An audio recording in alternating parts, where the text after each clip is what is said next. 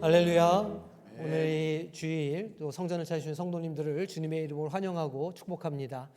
어떤 분들은 성실하게 그 자리를 감당하다가 오신 분들도 있으실 것이고, 어떤 분들은 세상에 나아가서 방황하다가 오신 분들도 있으리라 생각이 됩니다. 오늘 말씀을 통해서 아버지의 마음을 우리가 다시 한번 깨닫고 그 아버지의 품 안으로 다시 들어오게 되는 복된 시간이 되시기를 주님의 이름으로 축복합니다. 우리 렘브란트 그림을 좀 보여주세요. 잘 아시는 대로 이 렘브란트가 그린 탕자의 귀향이라는 작품입니다. 이 렘브란트는 빛의 화가라고 하는 별명이 있죠. 그래서 강조하고 싶은 부분에 이렇게 빛을 환하게 이렇게 표현하는데, 아버지의 얼굴과 돌아온 탕자의 등, 그리고 이를 바라보는 형님의 얼굴이 하얗게 강조가 되고 있습니다. 이 그림은 러시아 상테스부르크에 있는 에르미타주라고 하는 미술관에 실제로 걸려 있습니다. 실제로 보면 이 세로가 2.5m, 가로가 1.8m나 되는 아주 큰 그림입니다. 렘브란트의 유작이라고 할 만한 황혼기에 접어든 작가의 자아의식을 잘 드러내는 작품이죠. 실은 렘브란트 자신이 탕자와 같은 삶을 살았습니다. 말할 수 없는 관계의 고통을 겪기도 했고, 또 유명세로 얻어진 재물을 허망하게 날리는 일도 일수였습니다. 아마도 탕자의 그림 가운데 그의 남루하게 벗겨진 그 발의 모습은 그의 삶을 드러낸 것이 아닐까, 그렇게 생각해 보게 됩니다. 우리 모두는 살아가면서 때로는 탕자처럼 살기도 하고 때로는 형처럼 살기도 합니다. 가끔은 내가 원하는 대로만 하고 싶어져서 모든 것을 내려놓고 떠날 때도 있죠. 마음속으로는 자유를 갈망하지만 사실은 책임이나 부담에서 벗어나고 싶은 마음일 수도 있습니다. 조금 쉬고 싶다, 조금만 좀 내 마음대로 나를 위해서 살고 싶다라고 생각하면서 우리는 집을 떠나서 먼 곳으로 여행을 하기도 합니다. 그런데 그렇게 떠난 삶 속에서 우리는 길을 잃어버릴 때도 있습니다. 내가 기대하던 대로 세상은 움직이지 않고 오히려 더 큰 상처와 후회를 경험하기도 하는 것이죠. 그래서 그렇게 혼자 남겨진 순간에 방황하다가 길을 잃었을 때 그렇게 생각하게 됩니다. 내가 어쩌다가 이렇게 되었을까? 내가 왜 여기까지 이르게 되었을까? 하고 말이죠. 우리도 탕자와 같은 경험을 해본 일이 있습니다. 자기 자신을 이해할 수도 없고 또 용서할 수도 없는 그런 순간을 경험하면서 마음 깊은 곳에 있는 어두움과 후회를 숨기고 살아갈 때도 있습니다. 반대로 우리가 마치 형처럼 그렇게 살 때도 있죠. 성실하게 살아온 나 자신을 생각하면서 누군가가 잘못된 길을 걷다가 다시 돌아올 때 마음 한편이 불편해지기도 합니다. 그 사람을 다시 받아들이고 사랑하고 인정받는 모습을 보면서 그 마음속에 깊은 분노가 생기기도 하죠.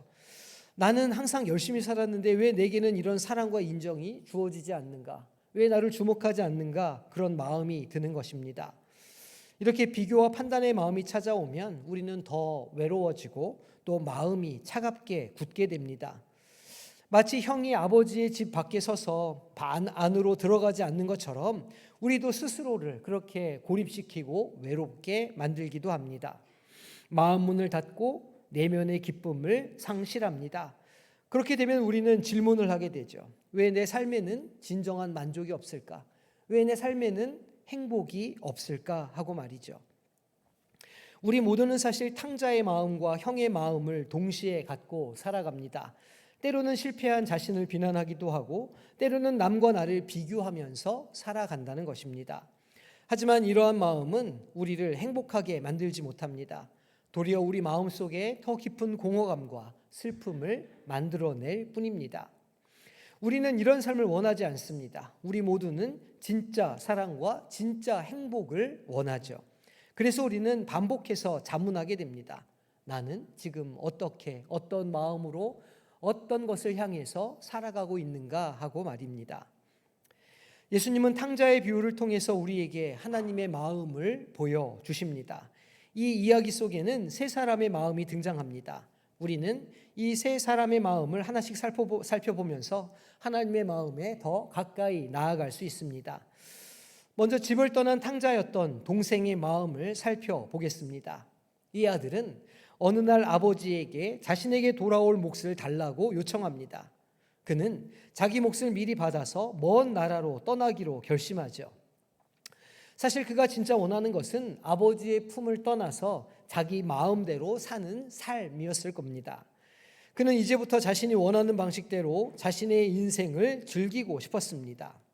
그래서 그는 아버지의 유산을 받았고 그것을 정리하여 집을 떠나게 되었습니다. 하지만 세상은 그의 기대와는 달랐습니다. 인생은 쉽게 풀려지지 않았죠.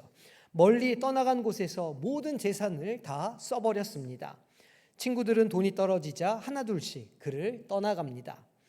결국 먹을 음식조차 구할 수 없는 상태가 되었습니다. 그는 배가 너무 고파서 돼지가 먹는 음식이라도 먹고 싶은 처지가 되어버렸습니다. 하지만 아무도 그에게 관심을 갖지 않았습니다. 그 순간에 그의 마음속에 한 가지 생각이 떠오릅니다.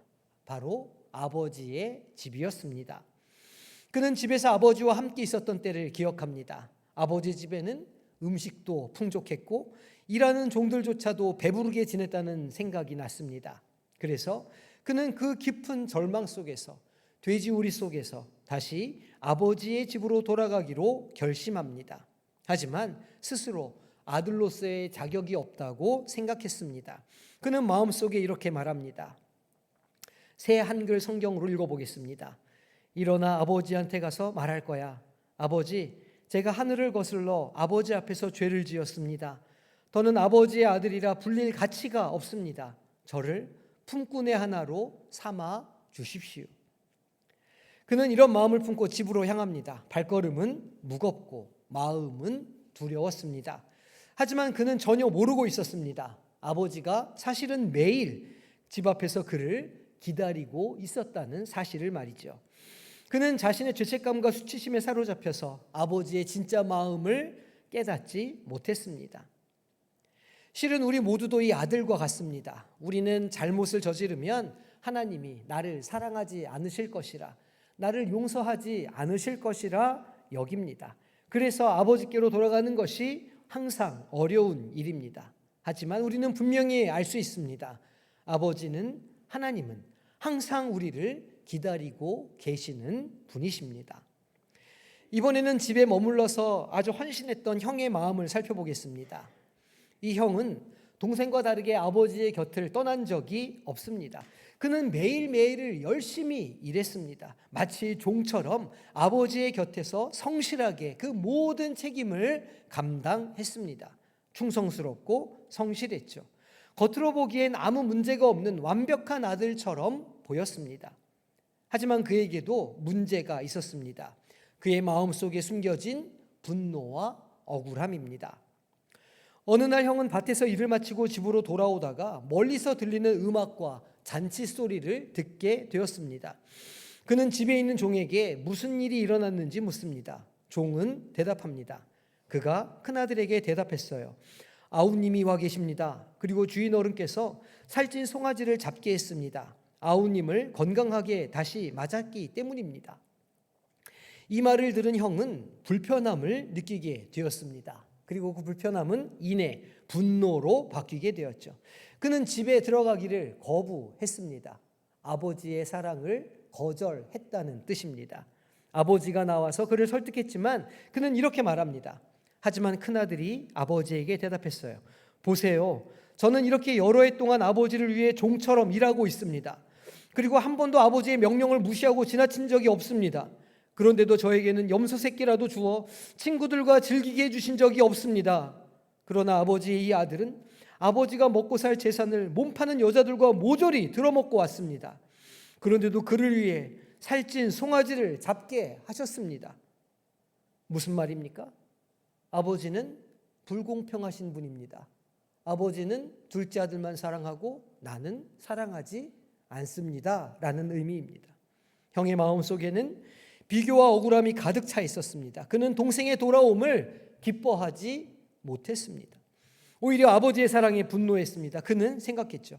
내가 더 열심히 살았는데 왜 나는 아버지의 사랑을 받지 못하는가? 실은 우리도 종종 이 형과 같은 마음을 가질 때가 있습니다. 나는 성실하게 살아왔는데 하나님은 왜 나를 축복해 주시지 않으시는가? 왜 나를 돌아보시지 않으시는가? 하고 말이죠. 그리고는 다른 사람의 행복과 성공이 불편하고 억울하게 느껴질 때가 있습니다. 우리는 형처럼 분노와 비교의 마음으로 고통을 받기도 합니다. 이제 마지막으로 아버지의 마음을 살펴보겠습니다. 아버지의 마음이 이 이야기의 핵심이고 가장 중요하죠. 아버지는 집을 떠난 아들을 기다리고 있었습니다. 그 아들이 어떤 일을 했는지, 그 아들이 어떤 상처를 자신에게 주었는지는 별로 중요하지 않았습니다. 오직 떠나간 아들이 걱정이었죠. 아들이 멀리서 돌아오는 것을 보자마자 그는 달려가 아들을 끌어안습니다. 아버지는 아들의 잘못을 묻지 않았습니다. 비난하지도 않았습니다. 도리어 아들을 따뜻하게 안아주고 사랑으로 환영합니다. 그는 가장 좋은 옷을 입히고 반지를 끼워주죠. 큰 잔치를 벌여서 기쁨을 표현했습니다. 이 아버지의 마음은 형에게도 똑같았습니다. 형이 화를 내며 집으로 들어가지 않자 아버지는 직접 그 형에게 다가갑니다. 그리고 부드럽게 말합니다. 아버지가 큰아들에게 말했어요. 얘야, 넌 말이야 늘 나와 함께 있고 나의 것이 다 너의 것이야. 그런데 지금은 우리가 즐기고 기뻐하는 것이 마땅했단다. 너의 이 동생은 죽었다가 살아났고 잃었다가 찾았거든. 아버지는 형을 다그치거나 야단치지 않습니다. 도리어 형의 마음을 이해하고 설득하고 권면합니다. 아버지의 마음은 자비와 사랑으로 가득합니다. 하나님이 바로 이런 분이십니다. 우리가 때로 실수하고 떠나갔을 때에도 하나님은 우리를 기다려 주십니다. 우리가 비교하며 분노로 가득 차 있을 때에도 하나님은 우리에게 다가와 위로하고 우리를 품어 주십니다. 하나님은 우리 모두를 포기하지 않고 사랑해 주십니다. 조건 없이 받아들여 주십니다. 우리가 무슨 일을 했든 어떤 상태에 있든 하나님은 우리를 끊임없이 기다리고 또 용납하고 포용해 주시는 분이십니다. 하나님의 마음은 우리가 생각하는 것보다 더 크고 따뜻합니다. 하나님의 사랑은 우리의 판단을 넘어서고 하나님의 사랑은 우리의 생각을 넘어섭니다. 하나님은 우리 모습이 완벽하기에 사랑하시는 것이 아닙니다. 우리가 무엇인가를 잘했기 때문에 우리의 삶에 열매가 있기에 사랑하시는 것도 아닙니다. 하나님은 우리가 그저 그분의 자녀이기 때문에 사랑하시는 것이죠. 이 사랑에는 조건이 없습니다. 돌아온 아들을 기쁨으로 품었던 아버지처럼 우리를 언제나 받아들여 주시는 분이 바로 아버지이십니다. 이 아버지의 마음을 기억할 때 우리는 비로소 새로운 힘을 얻게 됩니다. 우리의 실수가 더는 부끄럽지 않고 다른 사람과 나 자신을 비교하는 것이 더 이상 중요하지 않게 됩니다. 하나님께서 나를 어떻게 생각하시는지가 두렵지 않고 도리어 그 마음을 알기에 기쁨 가운데 주님께로 나아가게 됩니다. 오늘 복된 주일 우리가 주님 앞에 나오는 이유가 그것 아닙니까? 우리가 세상에 좀 방황했더라도 혹은 우리가 세상에서 좀 마음이 힘들었더라도 내가 아버지께로 가면 위로를 받을 수 있다. 내가 아버지께로 가면 은혜를 받을 수 있다 생각하는 것입니다. 이제 우리 모두는 이 세 가지 마음 앞에 서 있습니다. 동생의 마음, 형의 마음, 그리고 아버지의 마음입니다. 우리는 이 이야기 속에서 아버지의 마음을 보게 됩니다. 하나님은 우리가 탕자와 형의 마음에서 벗어나서 아버지의 마음을 경험하고 그리고 그 마음 안에 머물기를 원하십니다. 하나님은 지금 이 시간에도 우리를 기다리고 계십니다. 하나님은 이렇게 말씀하시죠. 내 아들아, 내 딸아, 내가 너를 사랑한다. 내가 어디에 있든지 돌아오기를 기다린다. 내 마음이 어떻든지 내 상태가 어떻든지 내가 너를 품어줄게. 그리고 너를 기쁨으로 맞아줄 거야 하고 말이죠. 이 마음이 바로 우리를 향한 아버지 하나님의 마음입니다. 이제 다시 우리 자신을 좀 바라보겠습니다. 지금 어떤 마음으로 살아가고 계십니까? 세상에서 어떤 마음을 경험하면서 그렇게 한 복판에 계십니까? 두려움이 가득한, 그리고 자괴감이 가득한, 그리고 하나님을 뵙기가 어려운 그런 죄책감에 시달리는 동생의 마음입니까? 아니면 화가 나고 분노가 차오르고 원망스럽고 무엇인가 불평이 많은 형의 마음입니까? 아니면 아버지의 마음을 닮아가기를 원하고 계십니까? 어쩌면 탕자의 마음으로 살아오셨을지도 모르겠습니다. 실수나 잘못 때문에 수치심과 죄책감을 느끼고 계실 수도 있습니다. 그 고통이 너무 심해서 내가 다시 일어설 수 있을까? 내가 다시 하나님께로 돌아갈 수 있을까? 이렇게 자신 탓을 하며 괴로워하실 수도 있습니다. 앞으로 나아가지 못하고 계속 한 자리를 맴돌고 계시는 것으로 여겨지실 수도 있습니다. 또 어쩌면 형의 마음으로 살아갈 수도 있죠. 남과 나를 끊임없이 비교하고 판단하며 살아갑니다. 나의 가치를 누군가를 바라보며 발견하고자 애를 씁니다. 내 옆에 있는 사람이 나보다 더 사랑받는 것 같을 때 억울하고 분한 마음이 들어 괴롭습니다. 다른 사람이 잘 되는 것을 진심으로 기뻐해 주지 못하고 질투와 분노가 마음속에서 날마다 솟아납니다. 나의 수고를 알아주지 않는 세상과 사람들에게 실망하며 살아갑니다. 남편에게 아내에게 원망하며 세상을 원망하며 살고 있을지도 모르겠습니다. 하지만 하나님은 우리에게 세 번째 길을 보여주십니다. 바로 아버지께로 돌아가는 길입니다. 아버지의 마음에는 조건이 없습니다. 완벽한 사람만 사랑하시는 분이 아닙니다. 실수가 없거나 잘못이 없는 사람만 사랑하시는 것이 아닙니다. 언제나 우리를 기다려주시고 언제나 용서하시며 언제나 우리를 품어주십니다. 우리의 약함을 아시고 우리의 상처를 아시고 우리의 불평과 불만을 다 아시는 분이십니다. 그 불평이 예수님께 면류관을 씌웠고 그 불평이 예수님의 손을 못 박았습니다. 그 원망의 마음이 그 죄책감이 예수님을 십자가에 달았습니다. 하지만 우리 주님께서는 그 위에서 우리를 용서해 주셨고 우리를 받아 주셨습니다. 하나님은 우리를 판단하지 않고 사랑하십니다. 십자가가 그 증거이죠. 이제 우리가 이 아버지의 마음으로 돌아갈 때입니다. 나의 잘못과 연약함을 받아들이고 나 자신을 용서하고 다시 일어서는 것입니다. 또 내 옆에 있는 이들을 시기하거나 미워하는 것이 아니라 진심으로 축복하고 환영하며 사랑하는 것입니다. 아버지가 집을 떠나갔던 아들을 기다리고 마음에 분을 품었던 아들을 품었던 것처럼 이제 우리도 서로를 그렇게 품고 사랑하는 삶을 살아가야 할 줄로 믿습니다.